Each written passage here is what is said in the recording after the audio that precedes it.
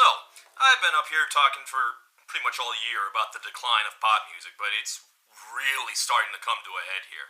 I started listening to pop radio so I could be in touch with what's popular, but increasingly the top 40 stations are not playing what's in the actual top 40.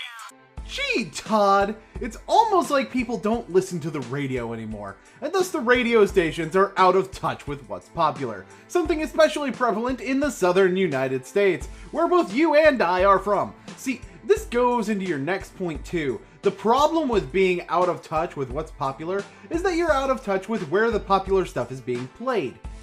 Even radio isn't sticking to radio anymore, bro. ToddInTheShadows, ignoring the existence of Spotify, iHeartRadio, and Pandora since 1984. Well, 2000, but details. I've never felt so disconnected with what's actually big. So I've been forced to try and mix it up here. Last time we looked at the biggest hip-hop song of the year, and, well, we all agree I totally failed there, right? We're gonna write that off as a complete failure? Alright, good. Because you didn't understand trap music. Spoiler alert, you aren't actually that much better with country. To be fair, country isn't better with country either. At least not nowadays. Doodle, am I old? Not any older than this fossil. So, let me try something a little less challenging here. Let's look at the country charts! As I said before, I grew up listening to country music. I'm already there. I kind of grew out of it, partly because of how limited it was. As I got older, it just seemed more and more formulaic and stodgy and culturally isolated. The Thunder Rolls by Garth Brooks, Man I Feel Like a Woman by Shania Twain, the constant crossover appeal of people like Faith Hill and Reba McEntire as well in the 1990s. Yeah, no dude, totally culturally isolated and limiting. On top of that, formulaic? Limited? I'm guessing you mean in topics, right? Well, when was your cutoff date? Because I remember in 2003 there was a country song about suicide sung by accidental racist artist Brad fucking Paisley. Oh, and have you ever heard of Picture by Kid Rock and Sheryl Crow? Yeah, neither of those are considered country artists. Guess what genre that fucking song is? Yeah, a genre that artists can cross over both in and out of is totally formulaic and limiting as a genre, clearly. This is why Big and Rich and the rest of the music mafia seemed like such a breath of fresh air. Country music that was fun, rowdy, party music with a hard rock edge and even some hip-hop influences?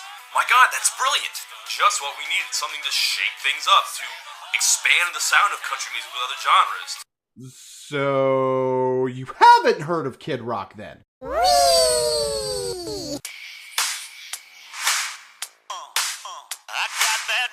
country is, without question, the most embarrassing and shameful musical trend of the 2010s. It is the music we're going to have the hardest time explaining to our children, like Vanilla Ice was to the 90s, or the Black Eyed Peas and Nickelback are to the 2000s. Like, this isn't just going to be lame in hindsight, it's lame now. Not the least because of its humiliating, one-sided crush on hip-hop. It's almost as if it's a subgenre of country that takes hip-hop influences. Seriously, bro country is basically described as country music taking influences from 21st century hip-hop, hard rock, and electronic music. Kinda like alternative country, if you wanted to use that description. You know, kinda like how nu metal stemmed off of alternative rock back in the early 2000s. And you know, while we're on the topic of one-sided love affairs, let me just bring up that guy you haven't heard of again. You know, the one who crossed over into country multiple times. Rock Kid, that one. Yeah, perhaps you should pay attention to his vocal presentation, because he's a fucking rapper. Now, personally, I've never heard a rap song that references country musicians like Hank Williams or the mindset of a rural lifestyle, except maybe Cowboy by Kid Rock, one of the biggest hits before he even thought of crossing over into country. And yeah, no rapper has ever sampled a country song for their work. Oh, wait. I forgot! You don't actually listen to rap, so you've clearly never heard of a Yellow Wolf. Perhaps if you're going to expand your horizons in terms of what you're covering, you should also expand your horizons in terms of what you actually fucking listen to. Mixtapes got a little Hank, little Drake, a little... The only rappers they can attract are wash-ups like Nelly or prostitutes like Pitbull. And even there, it's like a favor they're doing for country music. Like, Jason Derulo doesn't ask Luke Bryan to be on his record. Even he's not that uncool. I just imagine Drake and Lil Wayne deleting texts from Jason Aldean and laughing. Hey, that's funny. You call Nelly a wash-up because there was a time when he was the biggest star on the fucking planet. Namely when he did a song with Tim McGraw from the Sweatsuit double album. It was a top 10 hit, you chuckle fuck! Over and Over featuring Tim McGraw was a top 3 hit.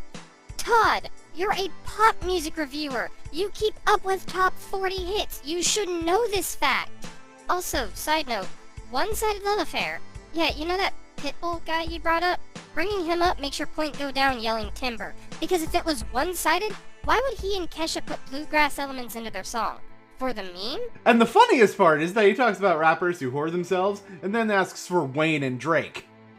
What we learned from all of this is that country musicians have terrible taste in hip-hop. So what we got from mixing the two was just an epidemic of ball-cap-wearing numbnusses trying to fake enough Southern charm to cover for how they use outdated rap slang to talk about butts. If you weren't paying attention, you have no idea how bad it got. Gonna ride that donkey down to the honky tonky. It's gonna get funky funky. I'm sorry, but did you just say they use outdated slang and use ride that donkey as your example? Because no rapper has ever said ride that donkey. They've said ride that pony, but nothing about donkeys. Now, of course, that example in particular is a poor emulation of existing hip-hop slang modified to fit with redneck culture. I will give you that.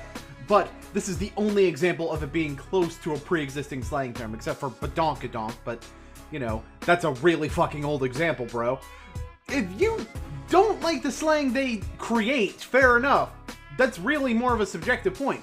But how the fuck can slang that never previously existed be outdated? And if you, by on the off chance, are wanting to get on bro country for making up slang, I've got even worse news for you. Hip-hop has done this for years. Remember, YOLO was started by Drake, Shoddy has been used forever, and fuck, what about Master of Ceremonies? Oh, I'm sorry, I mean the MC. That was pretty much a hip-hop slang from the conception of hip-hop. These terminologies were made up around the genre and no one batted an eye. Well, kinda, but you get what I mean. On the hypothetical chance you would counter-argue this, you're being stupid. Fortunately, we seem to be getting away from that. After the low point around 2014, there's been a pretty serious backlash, and not even just from the old-timey traditionalists, just people who want country music to be less monotonous and lunk-headed. Country music is still in the grips of a profound identity crisis where they seem to be trying to be everything but country, but at least they've moved on from all the bro-ness. It's going through an identity crisis? It's almost as if it's a subgenre that's going through a similar process that alternative rock did. Wait, weren't you just saying how it was a good thing to have open-minded country music? And here you are now, giving me the impression that them incorporating EDM elements into their music is a bad thing because they're being something other than country music. I mean, never mind the fact that if you actually look on the charts, it's the fucking exception, since all the rest of it is still the traditional steel and or acoustic guitar instrumentalization and rural vibe that country music has always been associated with. And I'm sorry, but is your example Keith fucking Urban, the literal Iggy Azalea of country? Actually, that's not fair. People actually like Keith Urban.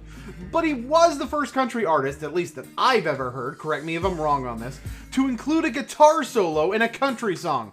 Or did you never hear his breakout hit, Somebody Like You? Yeah, pushing the boundaries of the country genre is what made Urban famous. Using him as an example of country trying to escape their identity is somehow worse than not knowing what a star boy is. You are not gonna let that go, are you? He needs to look what he's done. So, let's take a look at the genre's future with the biggest country song today, Body Like a Back... Ow! Ow! Fuck! Gonna be okay there, Todd? Having some sort of stroke? Do we need the number for 9/11? Oh wait, Alan Jackson will make a song about it, and then you'll need to make a review out of it, missing the point. I'm pretty sure he just got a mental disorder in the middle of his video. Didn't think that was possible. Are you kidding me? No, that is not a real title. That is not. Body like a backroad, driving with my eyes closed. I know every curve like the back of my hand. I'm going to puke. What does it even mean? Body like a... You legit played the rest of that simile. The following lines basically say that he knows all of this girl's curves like the back of his hand. Were you at all paying attention to your own footage? Do you not know what a simile or metaphor is? Come on, Todd, don't look too washed out now. Doodle. He's a music reviewer. They don't know what similes or metaphors are.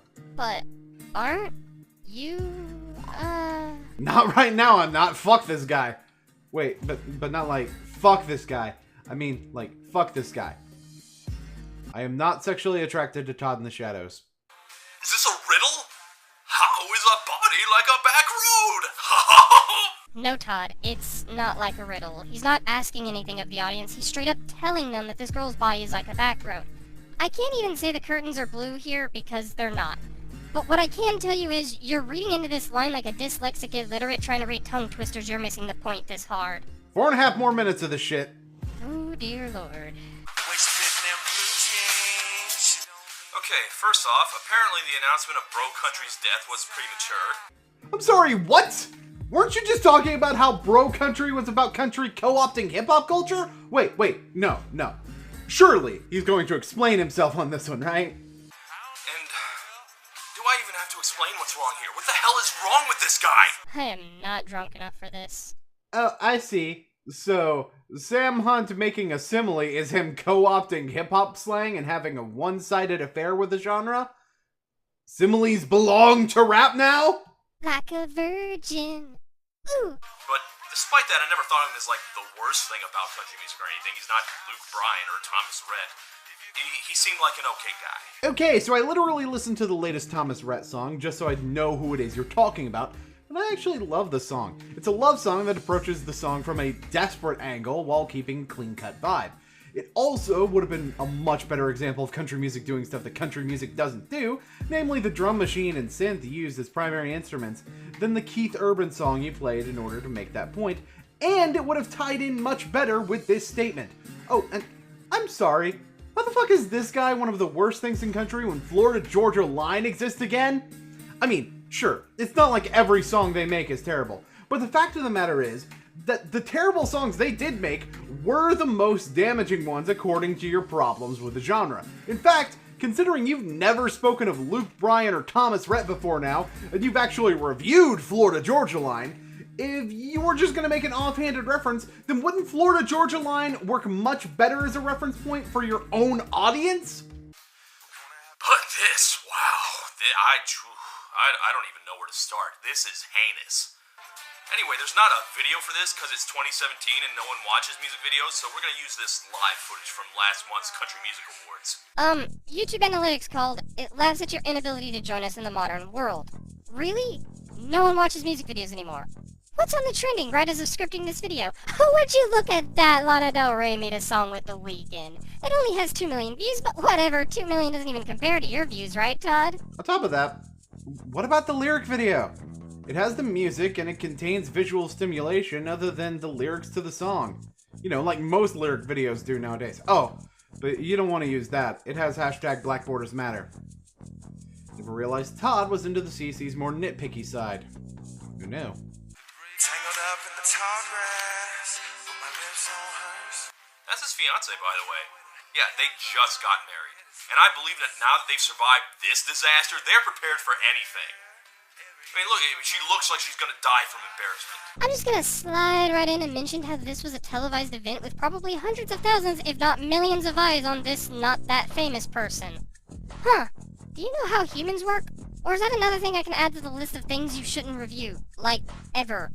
Right next to Madonna movies and EDM. I mean, I know she's laughing, but if they divorce, this'll be the first thing she mentions. I mean, that's her future husband singing in front of a national audience that her body's like a back road. Like a backroad, traveling with my eyes closed. Sam, do you not get that this is not a compliment? This is what a back road looks like. It's a shit-ass, unkempt, pothole-ridden patch of dirt. Is that what you're trying to say? Are you trying to say she's covered in dirt and pockmarks?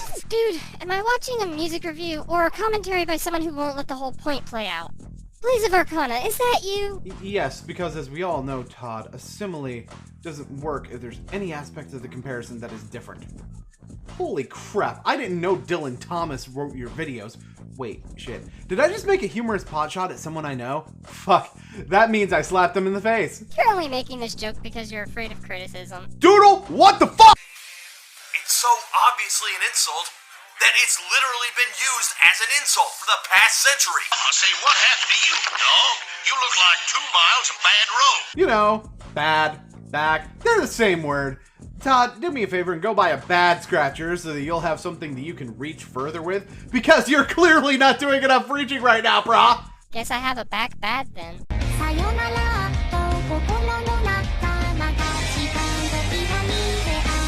Like, the first thing everyone criticizes bro country for is its objectification of women, right? But all I'm saying is, can't you objectify them into attractive objects? I don't know, like sweet as chocolate, sexy like a car. Those are pretty popular ones. I'm not turned on by cars, but you know, I can at least see the association. Why would you compare her to a back road? Like, even if we were comparing her body to like a really fresh, pristine, well-maintained patch of road, it's still a road! Maybe he's making the comparison because he wants to use his large tool, like a penis, to ride across her body. More importantly, let's pad out how long Todd misses the fucking point while he plays the parts of the song that explain the fucking point. Great, good job. Go stub your toe. See, this goes back to one of the bigger problems country music has, completely unrelated to bros or bro-ness. See, a big part of country music right now is the glorification of the small town. Wait a minute, right now? As in, this is supposed to be a new thing? Todd, are you sure you listened to country music as a kid? Small Town Saturday Night by Hal Ketchum in 1991, and depending on how you look at him, Small Town by John Mellencamp in 1985. And if you really don't think the John Mellencamp example is country, then there's always My Tennessee Mountain Home by Dolly Parton from 1973. This has been a thing since before Todd was a glimmer in his daddy's eye, which, in case you didn't know, Todd, is a country saying. Farms, rural areas, so on. And, you know, I've lived in small towns, I get it, I understand the charm, but there's apparently nothing left to say about them because country songwriters have given up. At this point, it's devolved into just lists of things. 45 spinning on an old controller. I'm a two-strike swinger, I'm a Pepsi Cola. No beer on a Friday night. A pair of jeans that fit just right. Double wide quick stop, midnight T-top Jack and a cherry Coke town. It's almost as if they're trying to set a setting using a list of adjectives. Yes, because this obsession is clearly represented elsewhere in the top of the country chart, correct? I mean, yeah, songs like that have been made. It doesn't mean they represent the whole of the genre, though. In fact, I think it's time for a good old-fashioned game of Boon list things that prove you're full of shit. The number 2 song is about being regretful about not telling someone you're into how you feel. The number 3 song is about being distraught over a breakup long after the fact. The number 4 song is about sex. Just sex. The number 5 song is about being willing to fight for a girl. That's why it's called The Fighter, dumbass. The number 6 song is about if someone can love the narrator in spite of his past transgressions. This is the first one that mentions a small town, by the way. The number 7 song is about working hard and then having sex. There might be a date in there somewhere. I don't know. The number 8 song is about unconditional love. And the Backstreet Boys for some reason. The number 9 song is about being horny. The number 10 song is about The Weeknd. I don't mean the guy that made the song you confused for a sex song. I mean the actual time during the week. Only 2 of these songs use the glorification of small towns and farming, and none of these break down into listing things in any way close to what you described. Yeah, for a genre to be obsessed with doing something, I'm pretty sure the statement would hold weight if the practice were something that was currently topping the charts. Now you're talking. It makes me wanna take a back road. Seriously, they have beaten it to death. Turn on a country station in the last 10 years, it's just dirt road, dirt road, dirt road, dirt road. Because nothing says I love my hometown like fucking up your axles. Alright, time for me to go in and address the main 2 examples you brought up. Both of the songs you brought up are about nostalgia and childhood memories, not small town America. So not only do you not get the backroad simile here in Body Like a Backroad, but you don't even get the symbolism of the dirt roads in Rodney Atkins and Jason Aldean's songs. And if you insist on talking about radio, I could go on over to the country airplay charts, you know, the one that specifically measures radio success, and prove you wrong there. But there's only 2 songs on that top 10 that don't make the overall top 10. I mean, I get that exaggeration makes good comedy, but for something to be exaggerated, there should probably be some fucking truth to the matter. So that's where we're at. We love dirt roads, we love back roads. It symbolizes something. I don't know. I mean, it varies from song to song. I mean, in the case here, in the song that you're not really reviewing, by the way, it's to talk about the woman's curves. In, say, something like Dirt Road Anthem, it symbolizes Jason Aldean's childhood, or rather sets up a setting to the kind of place Jason lived. And hell, even in Rodney Atkins' song, it symbolizes freedom from the day-to-day grind and reminds him of an easier life that he had when he was younger. It's almost as if overgeneralizing the recurring themes of Backroads is a bad idea.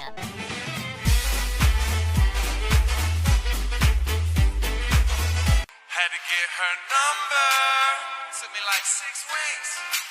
Now me and her go way back, like Cadillac seats.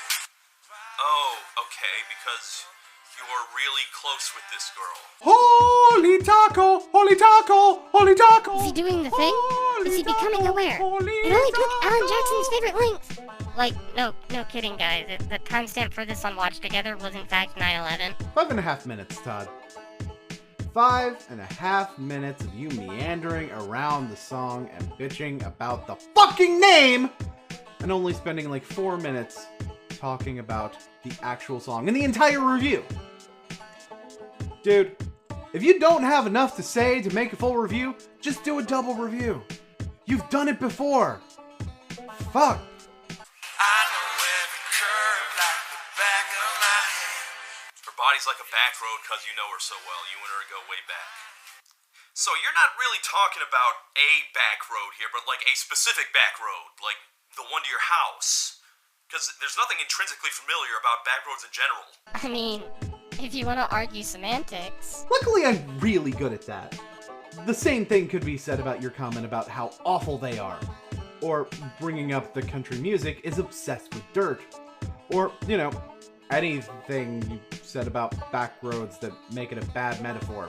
Like, okay, there's a hilly, curvy back road on the way to my local Walmart that we usually take, and despite the fact that it's really just a shortcut and isn't the main highway, it's very well maintained. In fact, the term back road is slang for a road that locals are familiar with, but someone just passing through wouldn't know to take. It basically just means alternate route. But I wouldn't expect you to know that phrase, Todd. After all, it's a country saying. The road I'm most familiar with is the highway. I'm not gonna tell a girl her body's like the New Jersey Turnpike. And if that's all you're going with this, like, you know her body like the back of your hand. Am I wrong, or are you saying you're having really boring sex? You're wrong. He's saying he knows just where the G-spot is to get her to squirt feminine orgasm liquids. When people are dumb, I have to go into gross amounts of detail. Like, I'm fucking gay. How do I know how to pleasure women better than you do? Todd's more than just physically a virgin, I guess? Makes me wonder why he's reviewing pop songs. Also explains why he doesn't know what a sex jam is. I know every curve like the back of my hand. Baby, you are like this back road. Really predictable. I mean, hell, he sounds bored. 15 in the third. I ain't in no hurry. I don't know what you're talking about. It's almost like it's a feel-good love song about someone he's known for a while and thus would be more comfortable with. I understand that things are gonna sound different to different people, which is why I normally wouldn't cover a music review. But if I can't hear the tired sound you're describing in the least, then I'm sorry, but I do feel the need to call it out. I mean, maybe in the third verse, I guess? But that's not what you're playing as your example, is it? On top of that, this is a live performance, not a studio version. He's doing this without any breaks in between verses and probably had several warm-ups prior to the award show. Do you realize how tired you'd sound if you had to do the same song over and over again in practice? New best friend? In fact, the first line is wanting to be hip-hop. Got a girl from the south side, got braids in her hair. What South Side? Isn't the whole point of this song to evoke small towns? Small towns don't have a South Side. I mean, since we were arguing semantics earlier, the home, the school, and the library are part of the South Side. Try again. Small town doesn't just mean we have a population of 10 people. A place with a population density of, say, about 1,400 per square mile, like for instance where Sam Hunt was born, would have a South Side, and in fact would be more likely to have back roads. And now that I think about it, who the fuck said Sam was talking about a small town? What, you? just because he said the word back road and is in the country genre? That's the level of stereotyping that I feel I should reserve for my final thoughts, good sir. And despite my earlier semantics joke, I do have an actual point regarding the actual phrase. You do realize even if he was talking about a small country town, where's the common setting of country altogether? The South side of America. Hicktown. Also known as just the South. Which is something else he could very well be talking about given the phrasing in the context of the song that by your own words he's giving. They don't have sides. It just has one part. The town. I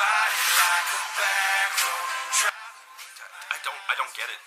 This is just such a stupid idea for a song. My God, you really are a psychological virgin. He's finally done it. He's straight up calling a love song a stupid idea. Got hips like honey, so thick and so sweet. Ain't no curves like hers on them downtown streets.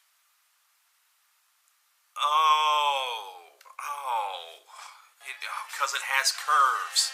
Oh, curves like a girl's body, as opposed to city streets, which are in a straight line, I guess. Apparently Sam Hunt's never been to Boston. I guess that makes sense. Maybe I'm just an idiot. Maybe I should have gotten that already. He says curves. But it's not like he really emphasized it. He doesn't need to though, Todd. Lyrical comprehension, Todd. You and Rap Critic do this shit all the fucking time, Todd. You should know how this works, Todd. Nah, he didn't emphasize it by putting it in the chorus. Yeah, no, sound logic there. I see why Doug pays you the big bucks. And let me get this straight, Todd. So, he goes with a common thing people associate with back roads, but isn't always the case, and that's a negative. But it's also a negative if he uses a metaphor at all because of this common thing people associate with back roads, but isn't always the case. I see. So, associating something with what people commonly think is fine, but only if you do it. I mean, he said the word curves, but that's maybe like the 16th most notable thing I can think of about a back road. In fact, I've driven plenty of roll roads that were straight shots. I'm just saying, I would have made this distinction clear before the second verse. You literally said the line that is in the chorus when you came to the revelation! Is there an upper limit to the amount of chuckle fucks I can put in a single video? I don't know. Chuckle fucks is more of a you thing anyway. In that chuckle fucking case, we should chuckle fuck our chuckle fucks back to this chuckle fucking up with his general chuck fuckery throughout the chuckle fucking video. Todd the chuckle fuck. And I don't care how well you know the road. You should keep your eyes open. Like, I get that there's no traffic, but back roads have ditches, potholes, and guys on tractors, and animals. Where do you live that you don't have to worry about deer? Cedartown, Georgia? Dear Lord, Todd, how do you not understand anything in this video? With my eyes closed is a fucking idiom to basically say something is easy to do. Another way of saying this is being able to do it with one arm tied behind your back. Oh, but you should have both your hands on the steering wheel at the 10 and 2 positions, right? Todd, I somehow get the impression that you know less about country music than you do about even EDM, because at least it seems like you know what EDM's purpose is. Country has pretty much always been about the appreciation for the simpler things in life and or elaborating on the sacrifices that a less urban lifestyle entails. It doesn't just mean farm towns though, and the problem with your video is that you expect Sam to speak in extremes. Now, personally, I don't really like a lot of country either, since there are quite a few times that they kind of make the same "I'm heartbroken" or "I love my significant other" or "my truck is drunk" songs over and over again. But at the same time, I don't expect everything someone says in a song to be full-on literal. Much like rock music, country tends to trust its audience to be able to meet them halfway on the imagery that they convey, especially when country is done properly. And I also didn't really like this song in particular. The line, "take it slow just as fast as I can," coming off as especially god-awful. I understood the basic idea of the song though, and where the metaphor was going. I've made offhanded references to this throughout the review, but during your best songs of 2016 list, you did the same thing with Starboy by The Weeknd, where you completely missed the wordplay and even the entire point of the song, since The Weeknd made a song about bragging, as indicated by your awareness that he spends the beginning of the song talking about how awesome he is. I mean, I could go on, but this isn't going on my channel, so there's really no point in turning this into Boon Cannon the Movie 4, so I'll just get right to the advice. Todd, actually use your brain when talking about the lyrics. You're normally really good at that, but here, you just used your image of the genre instead. This will be my second video covering the Drake-Kendrick feud of 2024. I wasn't going to, since I released the first one right as it effectively ended, right after Kendrick delivered the song Not Like Us, which we can now definitively call the kill shot. Boon, I swear to fuck, you did not just rope us to that stupid secretly covering a second video thing you do. Okay, for one, I haven't done that nearly enough for it to be a trope to make fun of. Yet. You've done it once, that's enough. For two, I'm not, but this is important context. He's covered the whole beef, somehow doing so in 20 minutes, but, well, he was paying attention. I mean, not very well, spoiler warning, that's one of the big issues with this whole thing, but he's at least aware of the full context. Joe Jackson! One thing we have learned in the past 2 months is that finishing moves can last quite a while. It was obvious within a few days of release that Not Like Us was going to stick around, but I thought Kendrick was just going to take the W. Instead, I am making this video in the wake of Kendrick dropping a fucking music video for Not Like Us, which is, again, a song he released 2 fucking months ago as part of a feud that he definitively won 2 fucking months ago. Homie, you ought to know how the industry works by now. Sure, it's a diss track, but it's still a track, and releasing the visual medium for it tends to be part of the process. Yeah, releasing a music video for something that's even more successful than anticipated as well is pretty normal. I mean, Old Town Road exists. It didn't have a music video before it blew up the entire internet, and got a big budget music video months after its initial success to prolong its space in the pop culture zeitgeist. There's plenty of precedents for doing this. Even if we ignore the artistic reasons, the music video is part of the presentation of the song itself. It serves as the last piece of what Drake was doing in the beef that Kendrick needed to respond to. Or did you forget that Drake diss track before Not Like Us and Meet the Grams that also had a larger scale music video? Which was the one thing that Kendrick didn't do before now. At some point during this, Kendrick declared himself the biggest hater, but I don't know that I understood what that meant until right now. He's gonna win a Grammy for calling Drake a sex predator. He's gonna adapt Not Like Us into a graphic novel, and then he'll adapt that graphic novel into an HBO series, and then he'll adapt that series into a Broadway musical. He's going to win an EGOT for Not Like Us. Which is fine with me. I've thought about basically nothing else since it happened, and I wanted the excuse to discuss it further. So, thanks Kendrick for dropping a video and rocketing the song back up to #1. Yeah, sure, let's act like it's incredibly audacious for Kendrick to release a music video, then literally point out the pervasiveness of the song as a reason why the music video would be super fucking relevant. And I get exaggerating something or stuff like that for the sake of adding entertainment value to what would normally be a pretty bland review, but actually the more I think about that kind of paints what you're doing here as kind of just fine? A little cringy, sure, but and the padding, the runtime, that's kind of cringe. But then again, I'm kind of doing that right now by acknowledging it. I mean, it's not the way I would do it, sure, but Hold that thought. The fact that there's a music video should not be surprising. It's a big hit song. It should get a music video, if for no other reason than to make it easier for YouTubers to make videos about it. Ahem. But it was still surprising to me for 2 reasons. One, despite the party vibes coming off of it, this is still a really mean, ugly song and one of the ugliest feuds we've ever seen. And 2, Kendrick, for the most part, was a ghost during this entire battle. oh. Well, in that case, that kind of changes the vibe entirely, doesn't it? Yeah, kind of figured it would. Yeah, so you're about to elaborate on that last part, and I think I want to use your own analogy on you there, and that first part I'm going to let slide because other than specifically calling out Beyonce, I probably would have made a similar joke. Let's talk about the mean-spirited means no music video. Yeah, bullshit. The Thunder Rolls has a music video, and that's a song about murdering a cheating husband. I'm sorry, what? Oh, yeah, and the music video is about the man abusing her to make it self-defense instead of murder. But, that was only in 1990. Is that why you hate country music? No, I hate country music because most of it doesn't have the balls to be that daring and expressive. Hey, yo, not to be the type of guy who gets shit back on track, but, right, sorry. I mean, if Toddy Smalls want to talk about diss tracks, I could be Fire Belly for a sec. Literally hit him up, my man. You know, claim to be a player, but I fucked your wife.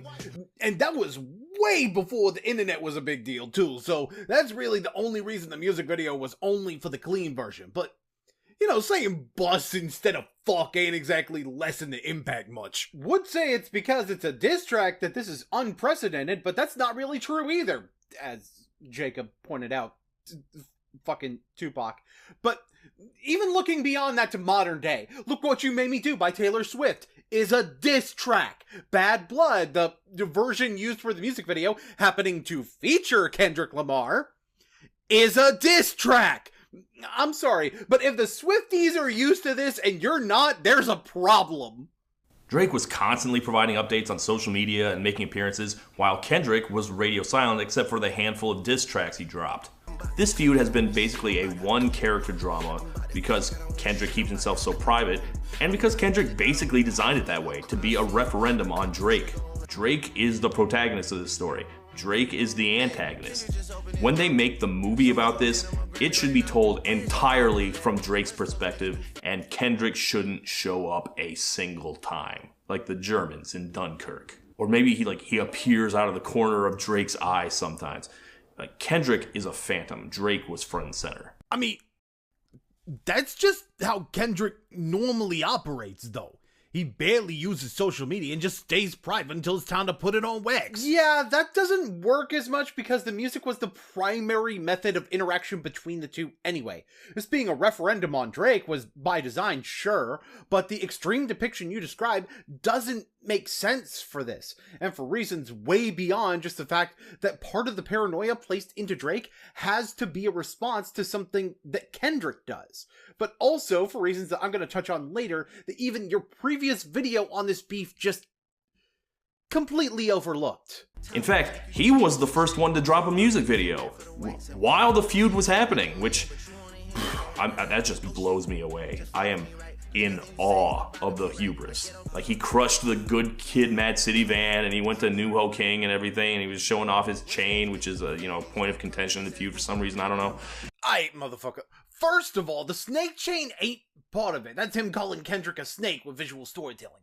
A couple frames after that are actually the chains, multiple, that are important. They originally belonged to Pharrell Williams. Even if you think it's the snake chain, you should be able to tell what the issue about the chain is from the line of the song being played as he fucking shows it off. The lyrics to which are on screen. So you had to see that together when editing your ADR on the video as B-roll. How dumb you gotta be to miss that fucking point? And again, it's one thing to make a joke or something about missing details to add entertainment value, but that's really not what this is. This is a detail that is directly in front of your face that you seemingly are just not listening to in the slightest. This will be a pattern. In fact, it has been a pattern with a lot of your content, but details.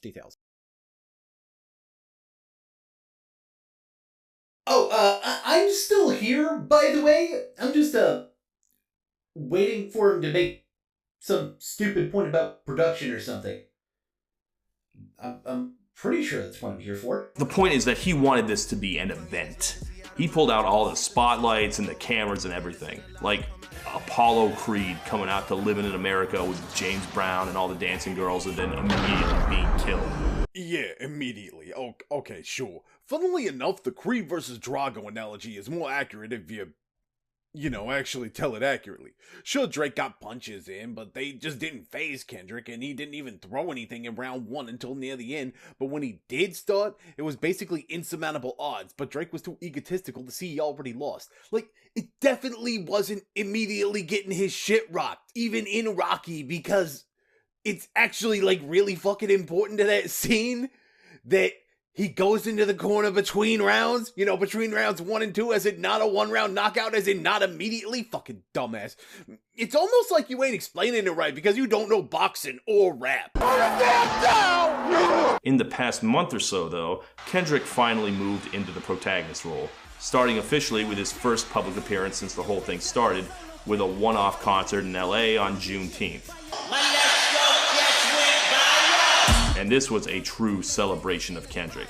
Kendrick united warring street gangs, and then he performed Not Like Us 6 times. My man, you just explained why this wasn't a celebration of Kendrick with a passing sentence. This was about community, and Kendrick was a uniting factor of it. Oh, don't worry, or, well, I guess do, depending on your point of view of it. That's not the only thing about cultures he's not part of he won't understand. In fact, he's really gonna double down on that later. You know, I wasn't gonna worry about him not understanding culture, but then you say he was gonna double down, and now I'm worried. And then a week ago, he put out a video. They not like us. They not like us. They not like us. I live in LA, so I was like seeing and hearing tons of reports on where he was and what he was filming. And since this video has come out, I have heard this song blasting out of other people's cars and scooters whenever I go outside. Sometimes you gotta pop out and show niggas. The radio edit for this is hilarious, by the way, if you haven't heard it. Like, half the song is missing, including all the best lines. Probably because it's defamatory to the point of legal liability. No, it's because you can't put pedophilia on the radio, Todd. It's definitely the pedophile stuff. Yeah, defamation has nothing to do with it because, if it was, there would already be lawsuits about this and Meet the Grams. There's no way Drake's PR team would just let this sit if it was actual defamation.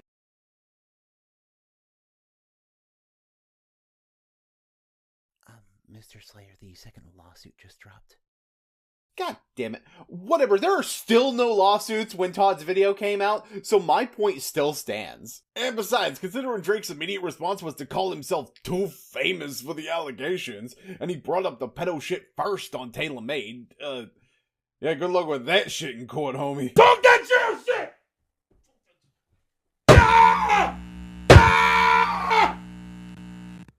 Like, this is not a new observation here, but it's worth repeating how tactically brilliant Kendrick's moves were, because Drake's big song, Family Matters, could have easily dominated the conversation and ruined Kendrick's reputation. Like, there are some very dark accusations in there. But before that could take root, Kendrick had immediately stopped the momentum by releasing his own, even darker song, and then after we all went to bed confused and unsettled, Kendrick released a party song to send the momentum back in the opposite direction. Well, that's more than just the tactic of disarming Drake's diss track, it's also using Drake's own tactic against him. Something, by the way, that he hints he's gonna do in Euphoria. Back to back, I like that record. I'ma get back to that for the record. Oh, well, you thought he was only talking about 616 in LA? Yeah, I guess we should bring this up now. Part of the theme of that battle was outdoing Drake at his own tactics, which includes the back-to-back method. And people forget how down-tempo Charged Up actually was, while back-to-back served as the summarized party song. I'm not saying it's exactly one-to-one. Back-to-back and Not Like Us are very different types of beats. Meet the Grants and Charged Up are so different. And the storytelling and theming on display from Kendrick is way better than what Drake was doing to Meek Mill, but well, it's like you said, the whole thing was about Drake, and that includes, to quote myself for a moment here, catching his bullets and chucking them back at him. You did not just quote your own fucking diss track. I most certainly did. Boy, you don't get your goofy ass. In fact, we should stop and reflect on how many bad moves Drake has made here versus how perfectly Kendrick played every move. Like, Drake recruits J. Cole, who is less than useless in a fight. And I got my niggas like, what you gonna do, Cole? You might as well just stick a live grenade down your pants. So you were, in fact, not paying attention at all. Cool. Oh yeah, totally. Real intricate recruiting process of putting him on the song he also wanted Kendrick on. Something, by the way, that got hinted at in Euphoria. Surprised you wanted that feature request. You know that we got some shit to address. Now, I'm gonna be 100% fair on this one. It does take like about a third grade level of lyrical comprehension in order to understand that that's what's being said here. So I perfectly well understand why ToddInTheShadows, in particular, did not understand that. And sure, let's pretend that J. Cole doesn't know how to fight anybody. Did you, forget about him boxing Diddy's ears? Now, in theory, you could just be saying that in the context of like a rap battle, but are we going to pretend that there weren't any good bars in 7 Minute Drill? Are we going to pretend that he can't diss when he did have a respectable response that only became less respectable after he apologized for it? He also beat Lil Pump and basically the entire mumble rap movement in a rap battle without even talking shit about them. But nah, yeah, right, useless in a fight. Yo ass the one useless in a fight, fucking kid next door father looking ass.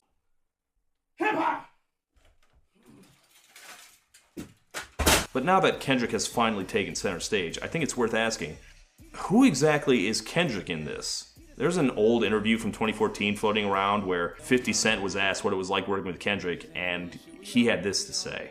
Kendrick is always going to be a media darling. He has the ability to make you believe he had no idea this was going to happen. Because he'll be like, yo, like, wow, like that energy's there. You knew what you was working. Right. You worked on it and it paid off. Don't act like you didn't know it was going to happen. And he was like, yeah, and that's kind of colored my perception of Not Like Us. Remember, Kendrick started this. Motherfucker, big three, nigga, it's just big me, nigga. Or at the very least, he's the one who dragged it into public. He's the one who threw the first public shots. Why the fuck you playing like that when talking about Kendrick throwing public shots? Yeah, like, for one, Drake and Kendrick have been sneak dissing each other for a long-ass time, but you know when the first public shots were thrown? August 14th, 2013. We usually homeboys with the same niggas I'm rhyming with, but this is hip-hop and them niggas should know what time it is. Cole responded to this, Drake was pretty openly butthurt about it, and pretty much every single YouTube video covering the beef other than yours has pointed out that the whole thing starts all the way back here. I mean, yeah, Kendrick was the first one to take shots, but it wasn't like that. And based on everything Kendrick was saying at the time, it wasn't intended to be outright beef, but rather an invitation to competition. Oh, of course, if you just want to count the recent shit, it was Future that started it. Shut the fuck up. The verse was on a whole fucking album of Drake disses. If you're gonna ignore Control, then you have to talk about the fact that Kendrick got recruited into somebody else's beef. Difference being that he just took that shit over. Remember, he is responding to this line. Love when they argue the hardest MC. Is it K-Dot, is it Aubrey or me? Which, one, didn't come from Drake, and two, is not an insult. Hey, can we like run the second half of that real quick? We the big three like we started a league, but right now I feel like Muhammad Ali. Wow, it's almost like he's saying that he respects the other two, but still thinks of himself as above them, especially when he follows it up later like this. The Spider-Man meme is me looking at Drake. In other words, it's a big three, alright, but there's definitely a big two within that. It's not like Drake ain't up on that narrative like it was. Whoa, holy shit. I'm like 90% sure you can't say that. Yeah, it'll be fine. Just put some silence in there instead. Why do I get the impression this is a very specific reference? Look. All I know is the GNX by Kendrick Lamar is a very good album. Even granting that Kendrick was deeply personally wronged by the motherfucker and he had it coming, Kendrick is supposed to be like the activist, right? The artist. Why is he doing this? Why is a Pulitzer winner taking the stage on Juneteenth to do 6 encores where he does nothing but shit on a professional rival? Like, Drake touches kids seems like a weird Juneteenth message to me, especially in an election year. Like, we got nothing better to talk about than one guy who sucks. I'm sorry. In a climate with Diddy's charges, you're really gonna ask that question?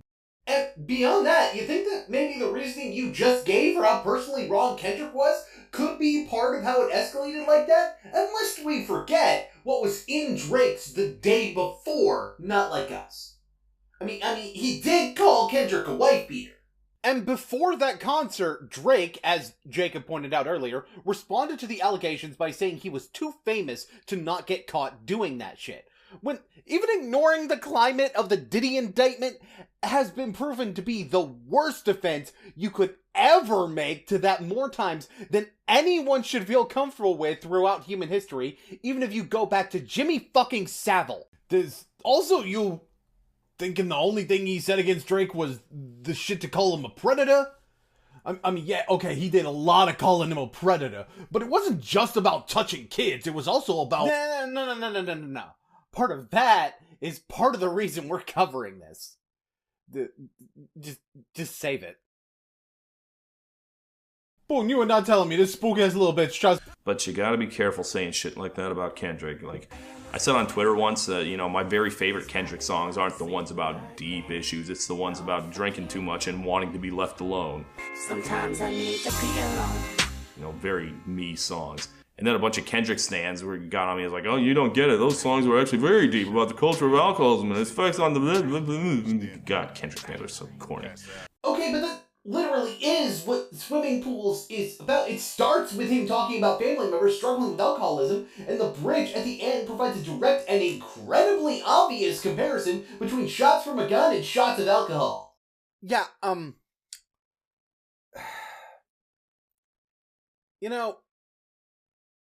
I feel like finding basic levels of lyrical analysis corny is a bad look, coming from, I don't know, let's say, for example, a pop music critic! Hey, watch that shit, Boon. You won't want to get called corny by ToddInTheShadows.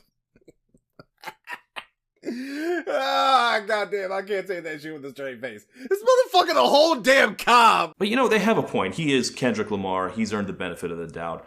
So let's see what he's saying here. Starting with how he nullified Drake's attacks. Since this whole thing has broken out, I have thought a lot about how I'd handle a rap beef with Kendrick Lamar in a lot of the same way that Aaron Carter used to dream of beating Shaq at basketball. But if I were in the unenviable position of battling Kendrick, if I were Drake in this position, I'd have two moves. Neither of which were making receiptless accusations about his personal life, for the record.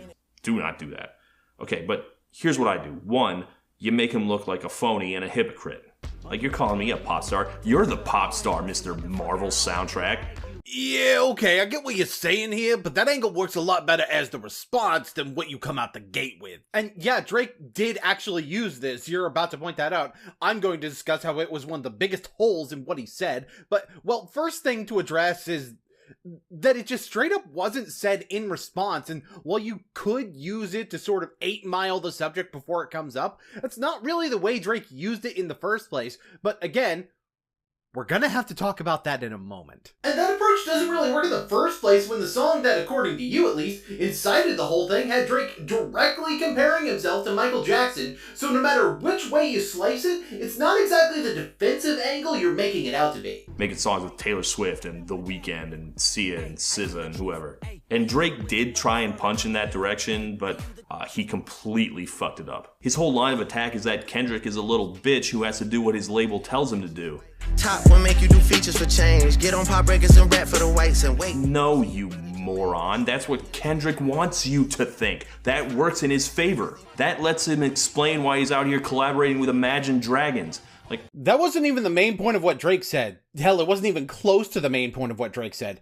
He's saying that his old label head, Top Dog, was extorting him. Look, dog, I'm aware that you're so far out of the culture that you don't even know where the house is or why that's actually a reference to the culture, but what it's actually doing is actually closing that opening of him having an explanation, because the explanation also makes him look bad. I mean, by the time he said it in Family Matters, it was kind of lame though. But it don't have to do with the angle being wrong in the first place, but really because Kendrick already disarmed that shit. Hey, Top Dog, who the fuck they think they playing with? Extortion my middle name as soon as you jump off of that plane, bitch.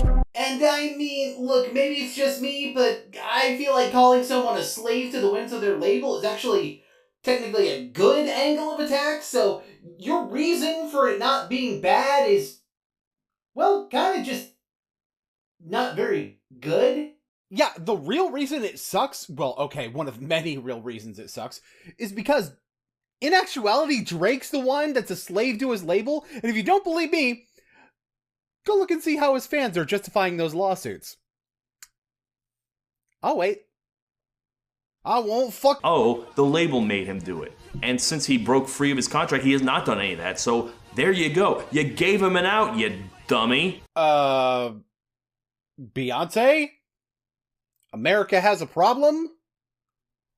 Ring any bells? Boon, do you really expect this much of a basic-ass bitch to remember anything that isn't so overplayed that it may as well be by Nickelback featuring Imagine Dragons? I'm sorry, you can't talk about the Black Panther soundtrack being music for white people. Shut your whole ass up. Actually, no, he's saying it's music for a pop audience. A distinction that's gonna piss both of us off the more that we hear it. And the more that he elaborates on it, actually. I think about it. Wait, is that why he mentioned SZA? In that case, gentlemen, allow me to do you one better. Because he definitely recorded with Taylor Swift after 2022.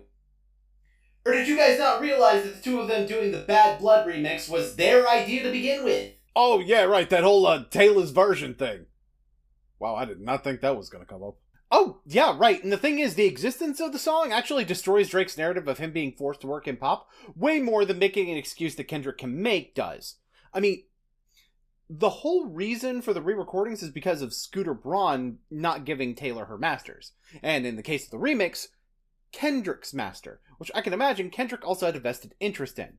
So, even if it was extortion from TDE that made the song happen in the first place, it proves that him working with pop artists really does have nothing to do with TDE, at the very least in the case of Taylor Swift. So if that's not how you're going to take it, then you can try the other tactic I thought of, which is use being a pop star to your advantage. He makes you look like a corny sellout, you make him look like a pretentious snob. It doesn't have to be true necessarily, it just has to be true enough. Like, Kendrick is a guy who gets up on his high horse about Photoshop and plastic surgery. He was on his last album lecturing his fans about liking him too much. That's not what Mr. Morale was. You know, honestly, I feel like we'd be here until the 2035 Super Bowl if we went over every instance of him not understanding what things are about. This is a really big instance of that, though. Mr. Morale and the Big Steppers was in no way about people liking him too much.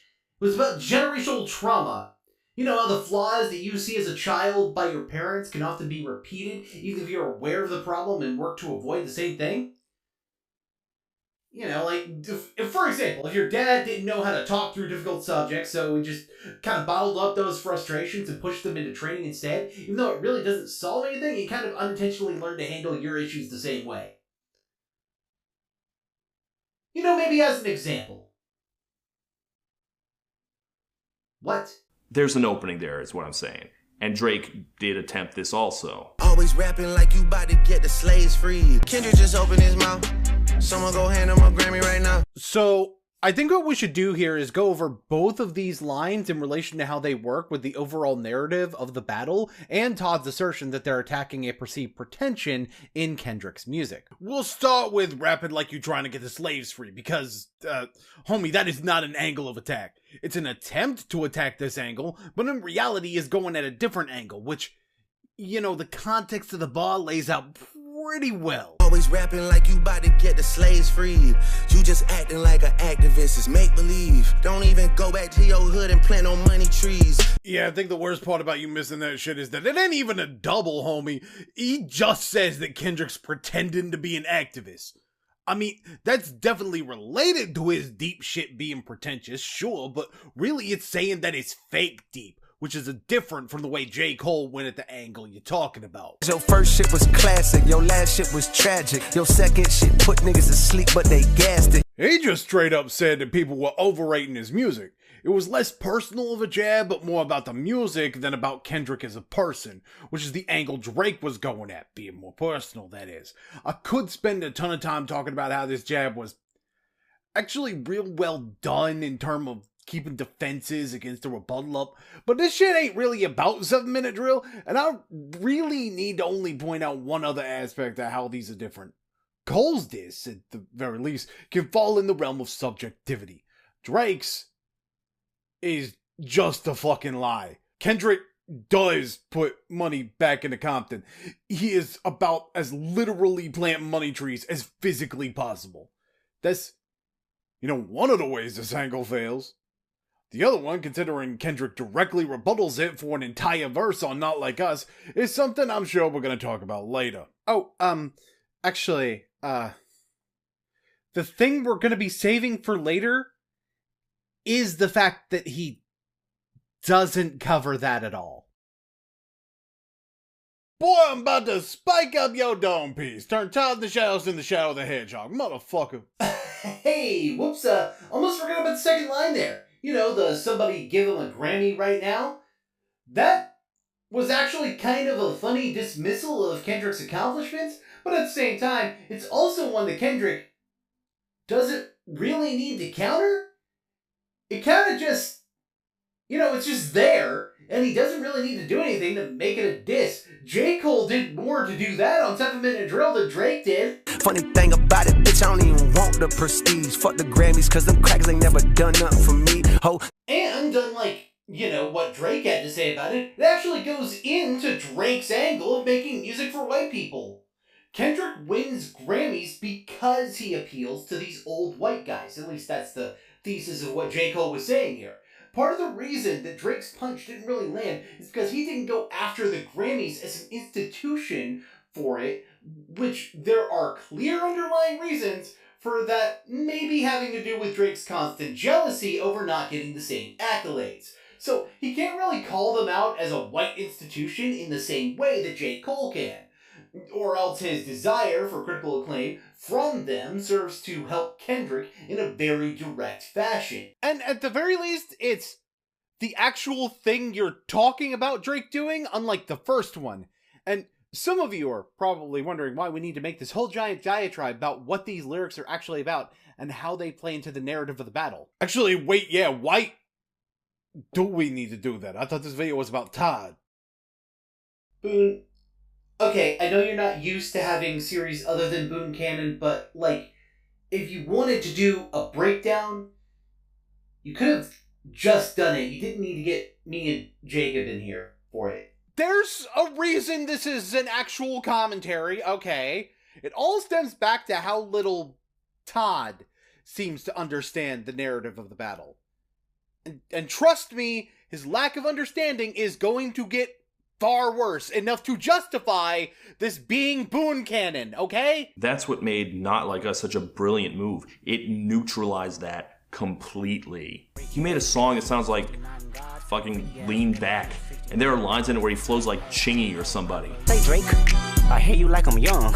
You better not ever go to... Say he sounds like Chingy. Play Nelly. Bitch, what? Hey, Jake, when were you gonna tell me that 3 words makes up an entire flow? I wasn't. 'Cause it fucking don't. Yo, Todd, have you actually ever listened to Kendrick rap once in your fucking life? Because that whole wavy flow he got going on, that ain't no shit. Have you never heard Humble? DNA? King Kunta? You were talking about swimming pools earlier. It's got him riding a beat at points. Just because it got subject matter don't mean it's not a bop. Oh, trust me. That comment is going to be relevant later. Although, admittedly, it's going to be a lot more of what Dale and I have to say. Wait a minute, me? Boone, I'm not sure if you noticed, but Jake knows a lot more about rap than me. Chances are it's going to be something he knows a little bit better than I do. See, the problem here is that you're assuming that the thing you're going to be pissed about is rap-related. Oh, for fuck's sake. Just a perfect demonstration to Drake that, I can do what you do, you can't do what I do. So that's why Drake never landed that knockout blow. But again, this is supposed to be about Kendrick, and Kendrick had 2 lines of attack of his own. The first is that Drake sucks as a person. Fuck no Wayne Grow while he was in jail. That's conniving. In fact, all of the diss tracks he issued hammered that one. This hit a lot harder than Drake's attempts to do it to Kendrick because Drake demonstrably does suck as a person. And I think that's just something we could all kind of sense. Oh, it ain't like he, lost a beef to the exact same shit before. Oh, including the fact that he's just kind of using black culture and the white side of his culture comes out way more predominant when you look at the way he actually acts. That was a huge part of Kenny's angle. And yet, for some reason, the fact that it doesn't come up at all when talking about the way that Kendrick was attacking Drake, in spite of the fact it was the cheap subject of a whole verse of Not Like Us, was incredibly prevalent in Euphoria, to the point where what was said in Euphoria about Drake using the N-word was attempted to be rebutted by Drake in the first line of Family Matters. Now, to be fair, it might not be something that Todd knows enough about to feel comfortable commenting on. Yeah, sure. Keep that defense in mind. But you know what? Let me just go ahead and debunk that while we're at it. You don't think he understands race enough to talk about race? Maybe he, shouldn't be talking about a song inherently about race? Even if it's gonna get him a bunch of views? Or is he just a greedy fuck? I mean, hey, you tell me. At the very least, he could acknowledge that it was part of the angle, but not a part of it he understands well enough to comment on. But he just, kind of pretends it doesn't exist, even though it's incredibly obvious. You could argue it's part of the being a bad person angle, but something seems very weird about the fact that he's dancing around bringing it up on such a consistent basis. Like, I had some kind of misplaced sympathy for the guy because everyone was ganging up on him, but what I should have been asking is, man, what did he do to make them that mad? Like, what is he like in real life that everyone, including his closest collaborators, all hate his guts? Like this whole line right here. You ain't in no big three. SZA got you wiped down. Travis got you wiped down. Savage got you wiped down. SZA's not a rapper. Can he really not think of like a third guy he's on good enough terms with to name drop? Hey, why you gotta be a guy? Nicki Minaj is right there. I mean, ignoring the fact that these statements are, kind of incorrect. Honestly, the especially funny part about this particular point is that he seems to think that Drake's on decent terms with SZA of all people, while Drake is slandering her label boss. And of course, Kendrick's biggest thing during this was to amplify the rumors that, Drake is trolling around high schools looking for girls. Now, I said this in the first video, I'm not super comfortable with this. Like, floating accusations of a crime this serious without any receipts to back it up, man, I don't know about that. On the other hand, I am a firm believer in turnabout being fair play. Drake was the one to open that can of worms. He went low first. He was the one who started throwing accusations around. I think I heard something once about a rule in Looney Tunes that Bugs Bunny had to get smacked 3 times before he retaliate. Of course you realize this means war. So he never looks like a bully. That's exactly the move Kendrick pulled. He played it perfectly. I mean, he was already kind of hitting at that on Euphoria. We hate the bitches you fuck cause they confuse themselves with real women. That line hits a little different after knowing his angle after Family Matters, don't it? And, Drake's actually the one who brought up talking about him liking young girls. Or, I guess more accurately, AI Tupac did, but still. So, for those of you wondering why I'm not playing the clip from Taylor Made Freestyle to prove my point, that specific thing is why. Honestly, Drake deserves to be canceled for that alone. Oh, and by the way, that wife beater angle, yeah, Kendrick also predicted that. Fabricating stories on the family front cause you heard Mr. Morale. That's something, by the way, he'd continue doing on the fake version of The Heart Part 6, by the way, when he brought up Mother I Sober as the reason Kendrick was supposedly obsessed with pedo allegations, which, I mean, I'd imagine if you actually thought that they were true, there might be better reasons to feel like it's worth focusing on, but, maybe that's just me.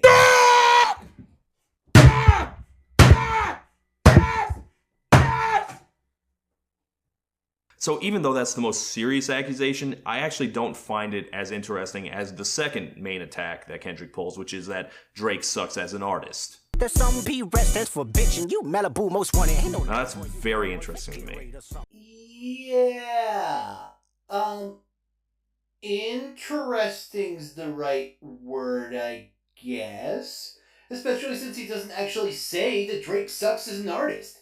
In fact, he pretty early says the opposite of that. I like Drake with the melodies. I don't like Drake when he act tough. Like, this is the same song where he praises back to back. Come on, man.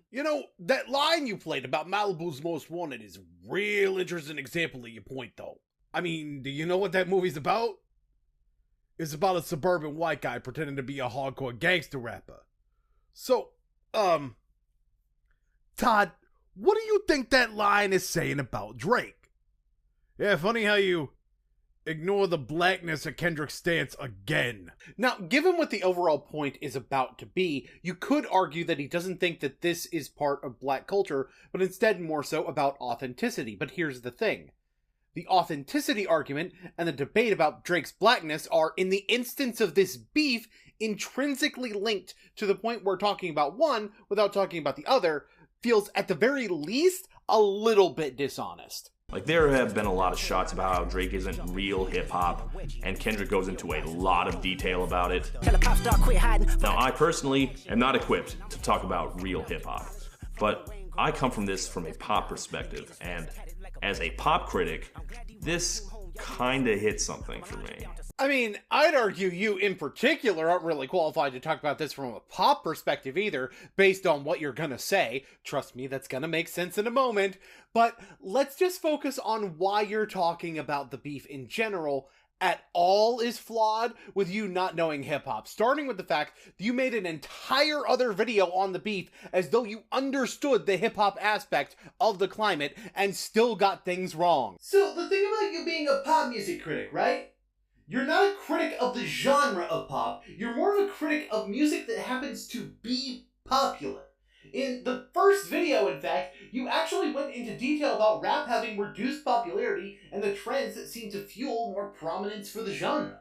That's what you're good at least what you present as being good at, talking about what does and does not resonate with a common audience, and not necessarily the sound that is associated with being pop. And even then, if you look at the history, it's evolved over time. It originally encompassed mostly rock music, but now a lot of the influences people associate with the pop genre are more fueled by rhythm and blues.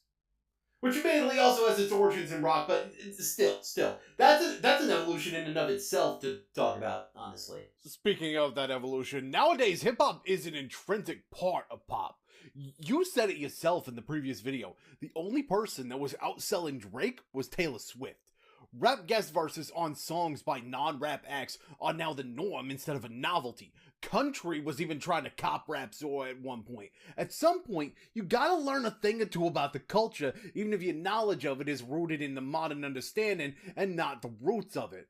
And it's not like rap as pop is even a new concept. I mean, Tupac ring any bells? Biggie?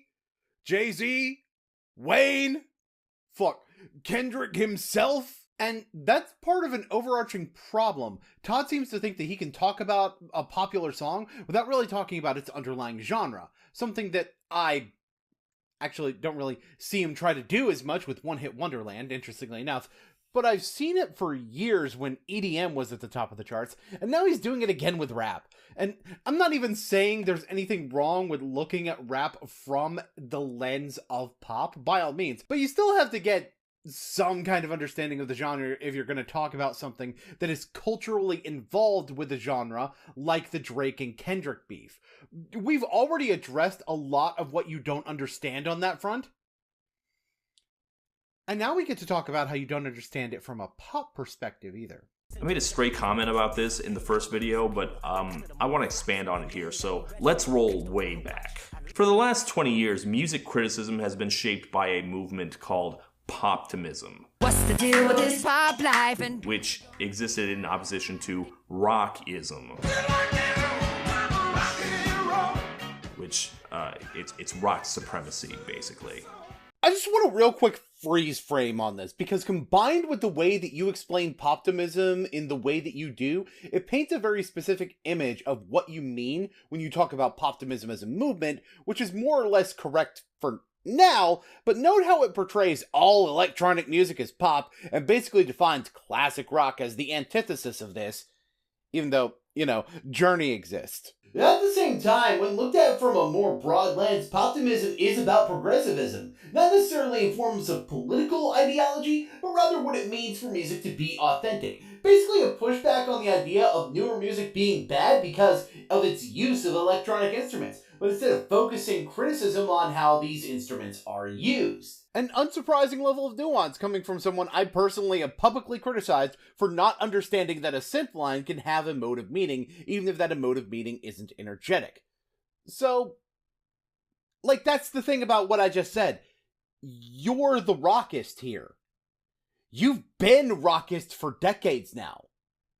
Keep that in mind as we go forward. And it was a big criticism of all the big journalists and gatekeepers of music at that time. Okay, small criticism here, but, Rolling Stone is a magazine about rock music, I don't think it really makes sense to be judgmental of Rolling Stone for being preferential towards the genre it's basically named after. Yeah, that's like getting on a XXL for not covering Taylor Swift, especially since the band on the cover in this case is Aerosmith, which is cap when talking about the narrow definition of rock that's in relation to rockism, considering, I mean, you know, the whole Run DMC thing.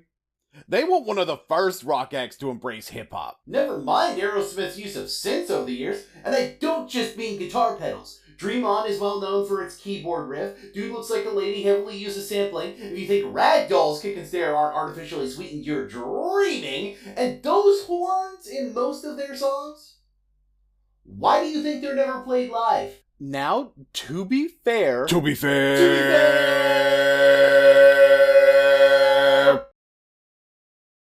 Yeah, this fits in more with the ideals of rockism than someone like Natasha Bedingfield or her brother Daniel Bedingfield. Yes, that's a real person. But all that does is serve to highlight how silly the rockism argument is when you break it down. The elements that rockists chastise are elements that even the classic rock bands they praise heavily utilized. After all, the DAW was the synth keyboard, before that it was the effects pedal, and before that was the music studio itself. Before this, the idea that we would talk about like Christina Aguilera as like a real serious artist, it was a joke. She wasn't a real musician like Eric Clapton or whoever. In 2002, Pitchfork wrote a joke review of Kylie Minogue. What's the joke, you're asking? That is the joke. The joke is that Pitchfork reviewed Kylie Minogue. The idea that this would be funny is so dated, it may as well be written in hieroglyphics. The joke doesn't make any sense at all these days, where everyone, including Pitchfork, treats Ariana Grande with the same weight and gravity that they used to cover Radiohead with. That's what poptimism was all about, dismissing all the snobbery that said we would never review someone as shallow as Kylie Minogue. Like, we wrote all that off as a bunch of tedious boomer shit coming from gatekeeping old white guys. Drop your preconceptions about authenticity or whatever. Sometimes you just want to dance. Sometimes you just want to listen to something catchy, and that's okay. And more than okay, it's worthy of praise, we all decided.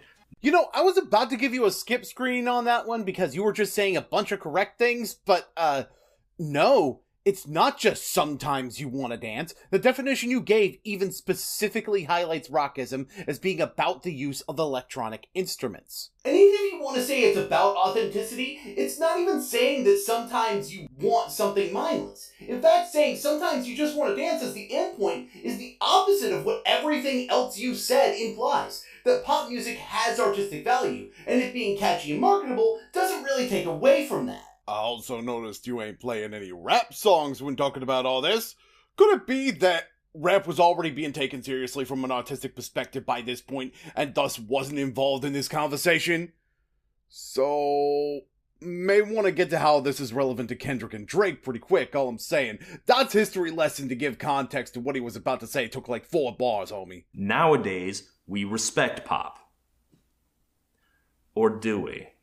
For all that the discourse has been shaped by quote-unquote poptimism, pop is still an insult when you apply it to genres other than pop music. Pop rap is still an insult. Pop country is still an insult. If you called Coldplay pop, you would understand that as an insult because they're supposed to be an alternative rock band, allegedly. So being called pop cheapens them.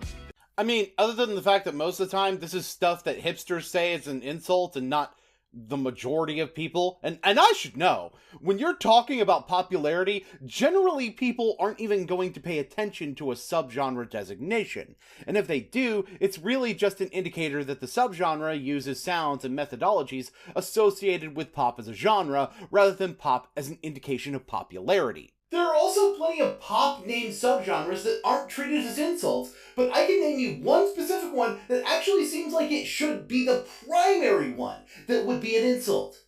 Pop punk. Think about it, the genre that is specifically about being anti-establishment, sounding like that genre from the lens of the musical establishment.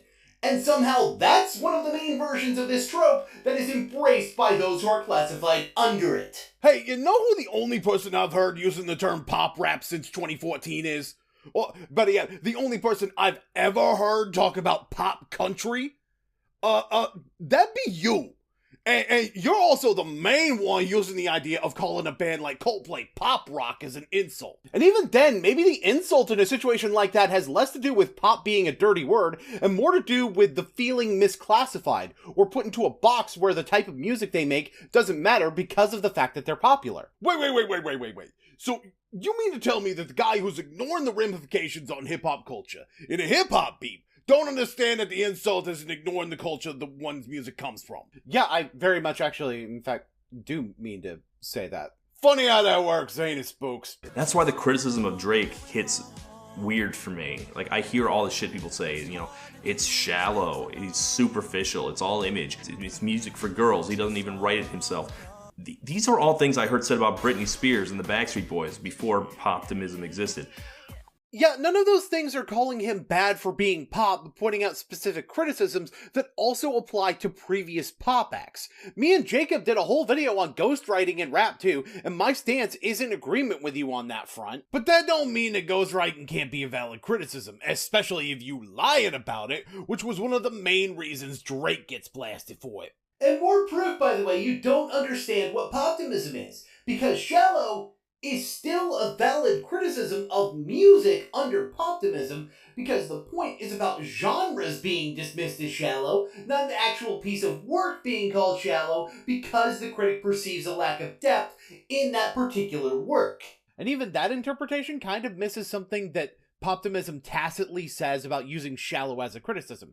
It's kind of superficial and meaningless on its own anyway. And that's also not a criticism people were actually leveling at Drake. Last year I covered Joseph Buckley's Worst Songs of 2023 video when I defended Drake, not on how shallow his music was, and kind of on the fake gangster criticism he was actually getting for his work with 21 Savage. Mostly saying him being not gangster because he's from Canada is stupid as fuck, Crody. Stupid as fuck, Crody, indeed. But my primary defense was in regards to the nepotism, an angle you may notice that nobody has taken in the entirety of 2024. Now, you may be wondering, why would I not discuss Drake being shallow in that video? Well, because Buckley didn't mention it.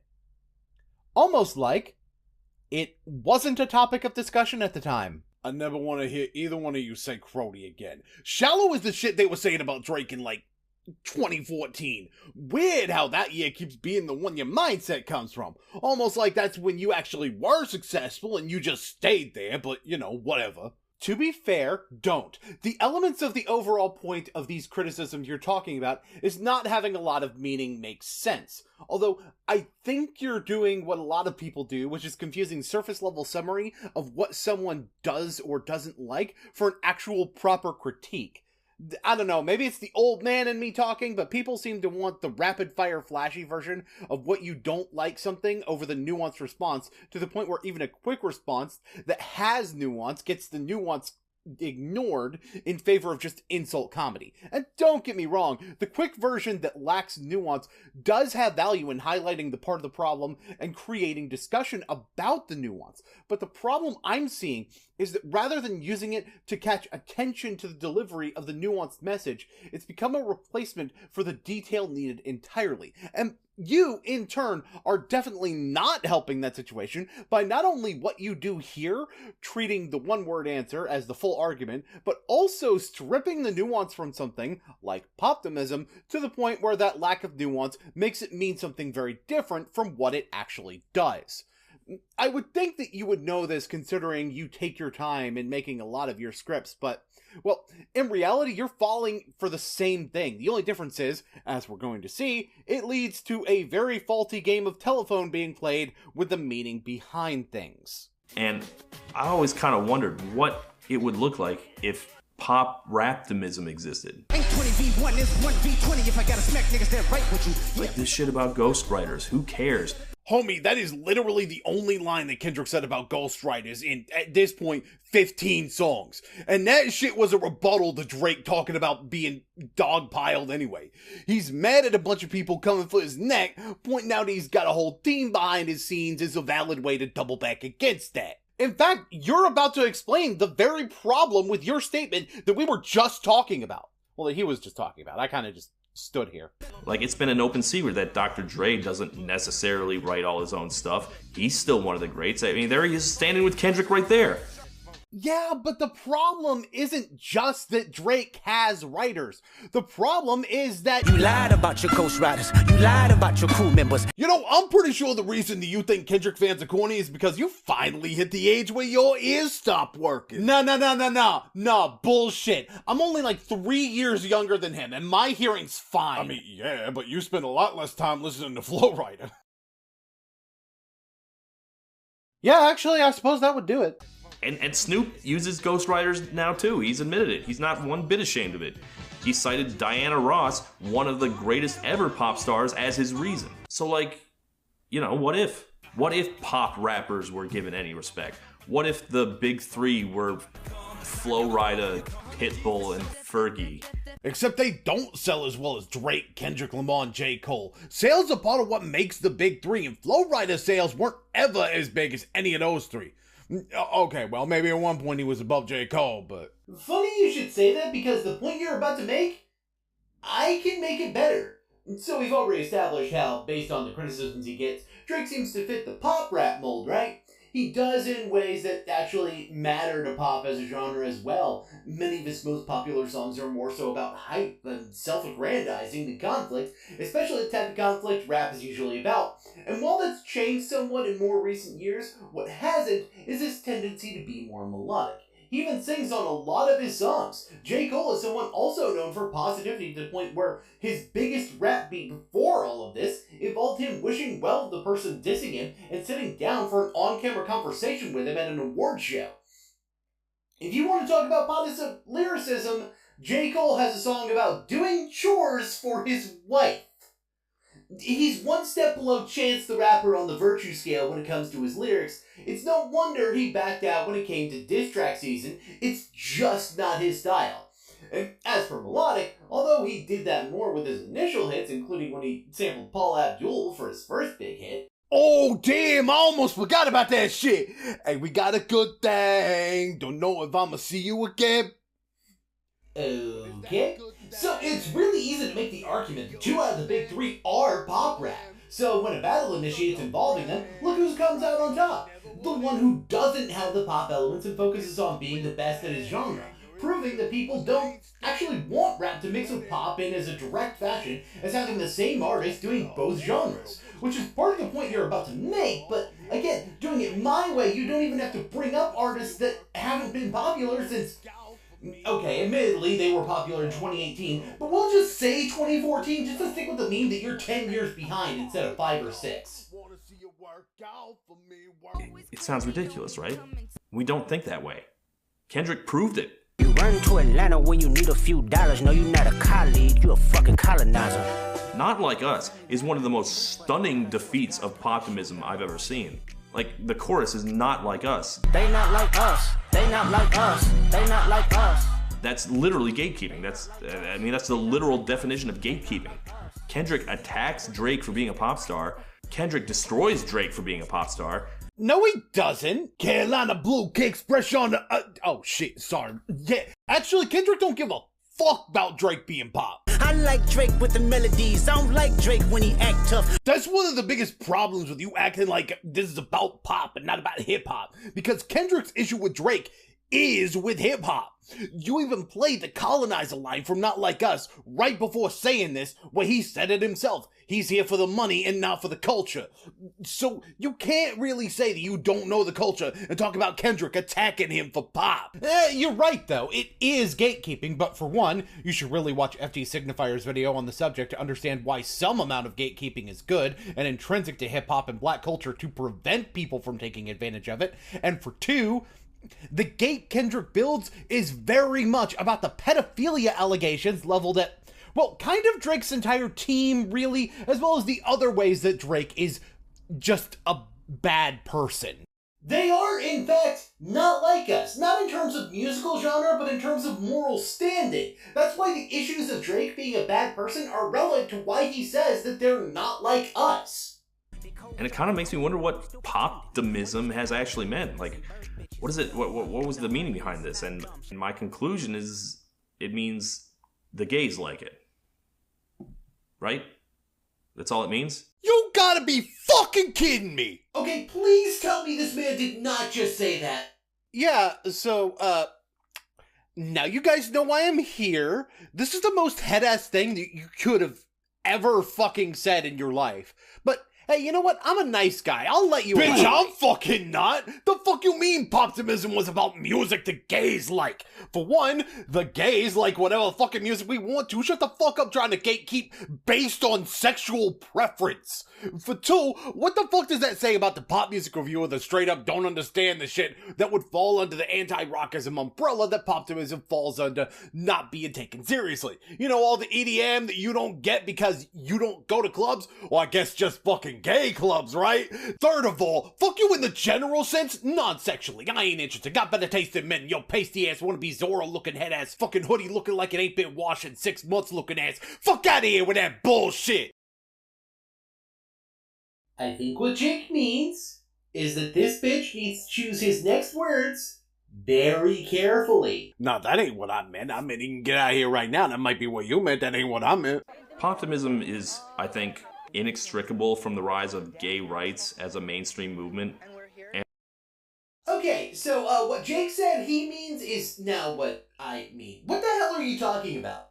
Poptimism as a term was coined around 2006. The first gay pride parade was in 1994. Pitchfork wouldn't make fun of Kylie Minogue until 8 years after gay pride was allowed to be acknowledged on a widespread basis. And that even assumes you want to place the start of the movement there, when the modern movement really goes back to roughly 1988, and that assumes we separate it from the focus on the AIDS crisis. And even way before that, you have the 1970 Pride marches, Stonewall, and that shit. And the only reason I'd separate the 1988 movement from that is because of how much of the leadership, died of AIDS in the interim. Okay, look.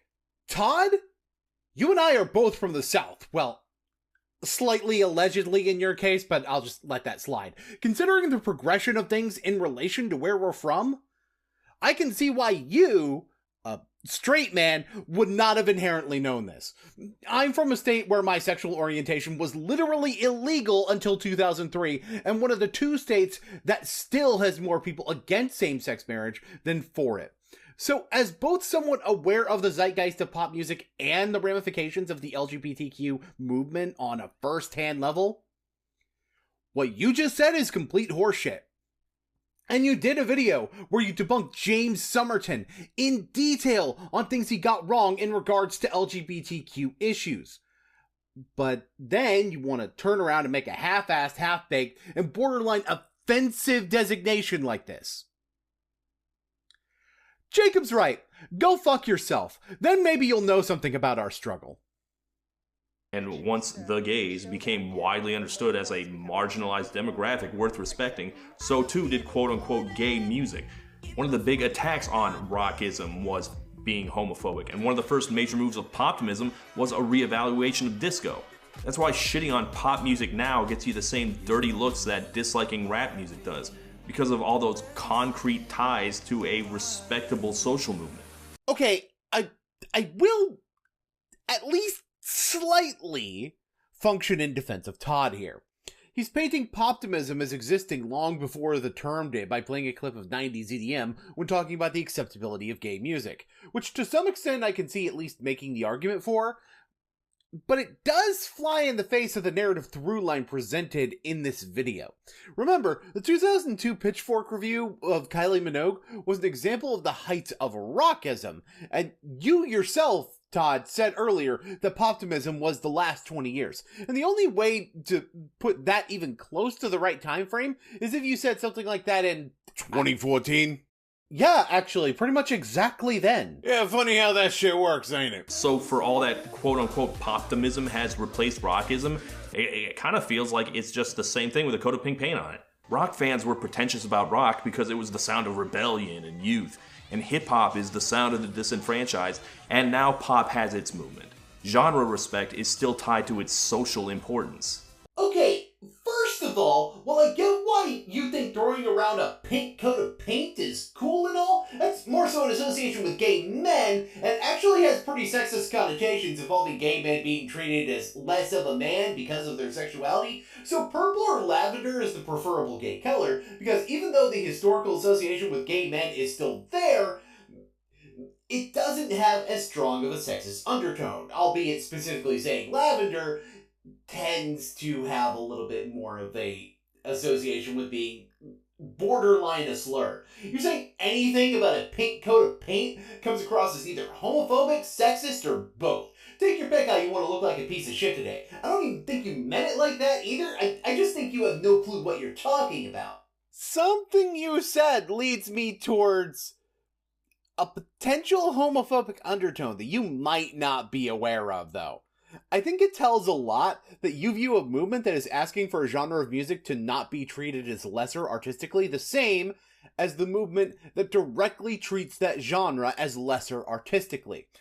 What it displays to me is that you view equality between pop and rock as something that places pop in a position above rock, a position of favoritism, even if the movement overtly calls for equal standing and not greater.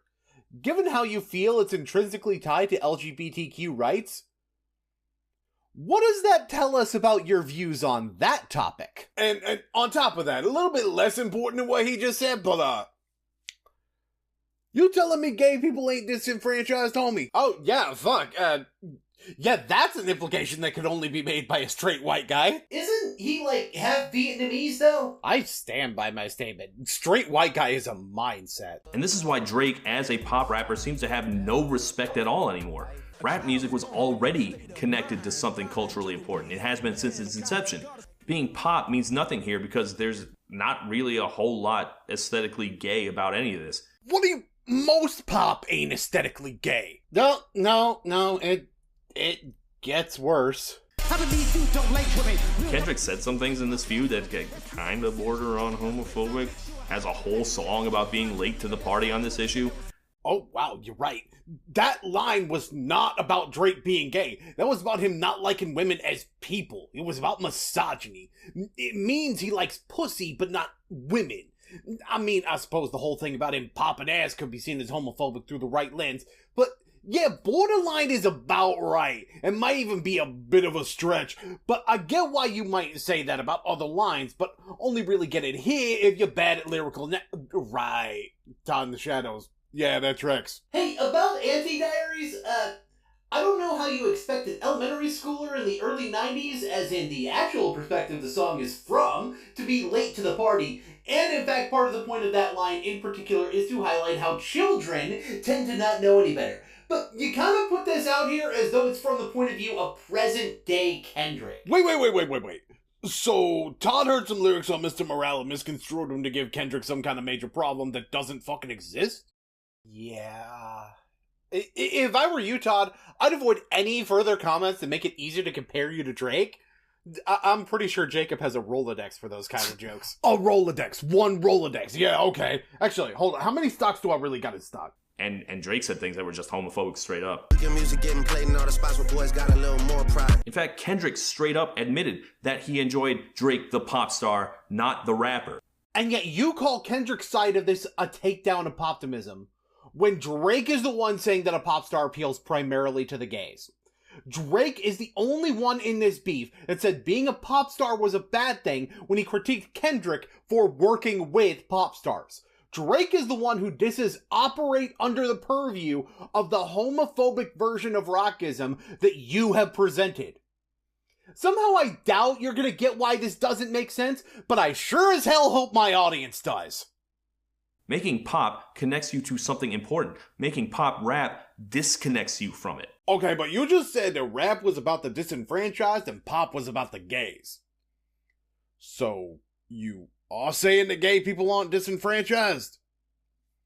Todd, homie, this is what pretending to be an ally looks like. And Kendrick just lays all that out in devastating detail. Once upon a time, all of us was in chains. Homie still double down, calling us some slaves. Who was he calling slaves, Todd? Do gay black people just not exist? Yeah, I guess not. Sorry, Frank Ocean, you ain't real no more. I mean, considering how often people even see him, I guess you could... Never mind. You'd think that if anyone was going to make the case for pop rap as a worthy genre, it'd be Drake, who's been playing both sides of the hits credibility divide for a long time. Like, he was one of the big three. He was respected. But it turns out he was the absolute worst person to make a case for pop rap. his shit hasn't been good in years. And it's all sucked for the same reason pop music in general sucks. The shallowness, the trend riding, the numbers chasing. Wait a minute, didn't you say that shallow was a dumb criticism earlier? Like, specifically shallowness? But now it's a reason that pop music sucks? And I'm not going to ask for detail here because I get that it would take a bit and the video isn't really about Drake's body of work, on top of the fact that you say other aspects that could be argued to explain why it's shallow. But the issue here is the hypocrisy. It's a bad criticism for Drake until you say it. The callow attaching himself to whatever hot newcomer pops up in the scene. Which is also one of the big criticisms of Drake that a lot of people levied against him, and why so many people he worked with no longer like him. Like, Future? And The Weeknd? And as the resident Weeknd enjoyer around here, thank God he never signed his life away, because another issue is the Drake stimulus package may as well be the EA acquisition package, because he sucks the artistic credibility dry out of a lot of rising artists, and then tosses them aside. Unless, of course, he needs to make a sudden album right after somebody dissed him in order to gain back some sort of credibility. Unless he needs to do that, then he just pulls him out of the closet. Yeah, funny how you know that that's a problem, but pretend people aren't saying it when it was kind of the catalyst for this entire stage of the beef. The Drake phenomenon has become painfully hollow. And all that pretentious shit about authenticity we're told doesn't matter anymore, it does matter. It matters a lot. Once again, that was never the point. What you're describing is a twisting of poptimism into fame worship, but not poptimism itself. The point of dismissing the veil of authenticity is not so much about authenticity itself, but rather redefining the rules by which something is authentic, allowing authenticity to be felt rather than adhere to a methodology. What happens is that, like any communicated message, the nuance gets wrung out of it to mean authenticity doesn't matter, but it does. You can have other writers and still be authentic if what you're doing is working with other people to create clarity in your message. Electronic instruments are just as valid as traditional ones when it comes to expressing emotions through notation, because the instrument is only as good as the one using it. You can put an entire narrative structure into a video and still very directly say things that relate to the wider world around you. You can play a character and still express your real thoughts while doing so, and any and all art should be subject to criticism, both positive and negative. But relevant to what's going on here, so should the critic. Todd, I'm gonna be real with you, homie. I just fucking hate your ass. I hate the way that you walk, the way that you talk. I hate the way that you dress, the way that you dismiss the culture you're talking about, unless it's European, interestingly enough. The way you think about music. I even hate the way you play fucking piano at the start of the video. Fucking Linus-ass goofy bitch. Charlie Brown your ass and bald head with a peanut. I think you got the impression of how I feel about you by now, so I'm gonna pass over to my boyfriend. Don't speak on any culture if you ain't gonna at least learn it on the surface level again. And I mean any culture. I'm pretty sure you know what he meant by any culture, right? To be quite honest, I get the impression you were trying to give a broader, socially relevant angle, but kind of forced it in to the point where instead of presenting something cool, you said a lot of things that mean what I don't think you realize they do. Like, it is kind of homophobic, and hopefully unintentionally so. And even then, hopefully not in the way where it's a mask slip for underlying prejudice. Just do better, I guess. Read a book. Maybe.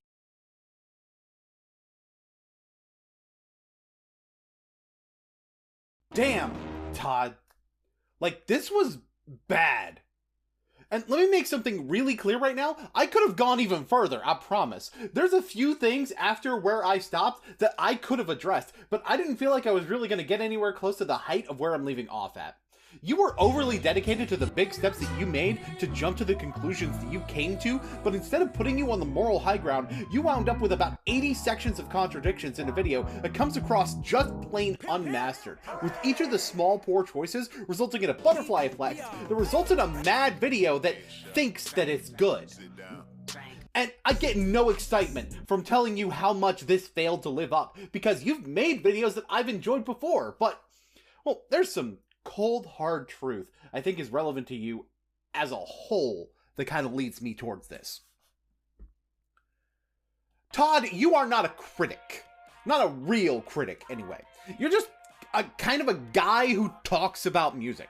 I'm not saying that you never were a critic, but I think your abilities as a critic are limited, and based on what I've seen, they've just been exhausted. I felt exhausted by the music review stuff, but I stopped when I saw what I was making was just not going to keep working, and I focused on making something else. Part of that was also me making music for myself a little bit more often. Well, I kind of realized something in the process. People who review media without actually having much, if any, experience in creating that media have a tendency to fall off and how relevant their media criticisms are in the long term. I want to bring up an example of someone you're probably really familiar with, Doug Walker, aka Nostalgia Critic. And as bad as he is on several different levels as a person and a content creator, I would like to look at the time he paused Nostalgia Critic to make Demo Reel. Now, part of the reason nobody liked Demo Reel is because it wasn't what they wanted from Doug. It in and of itself wasn't really that great. None of the Nostalgia Critic movies really are.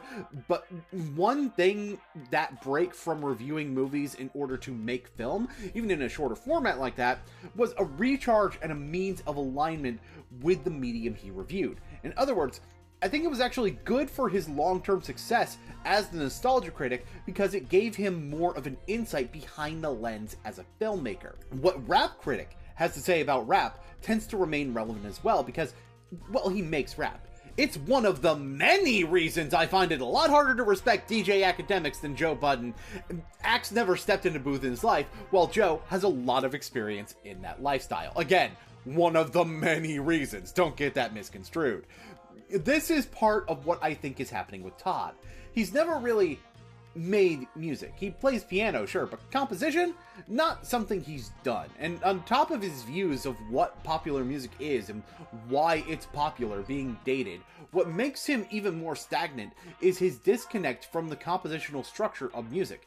I mean, think about it. How much of this review was actually about the song he's reviewing? I think there's one point he plays where he talks about Kendrick being good enough to make this type of song and throw an academic lecture in the middle of it, and that's honestly all he says in relation to the song itself, instead focusing on this whole meta-narrative about pop music as a whole, as though he's not really convinced that what he has to say is even good enough. So that's basically my advice.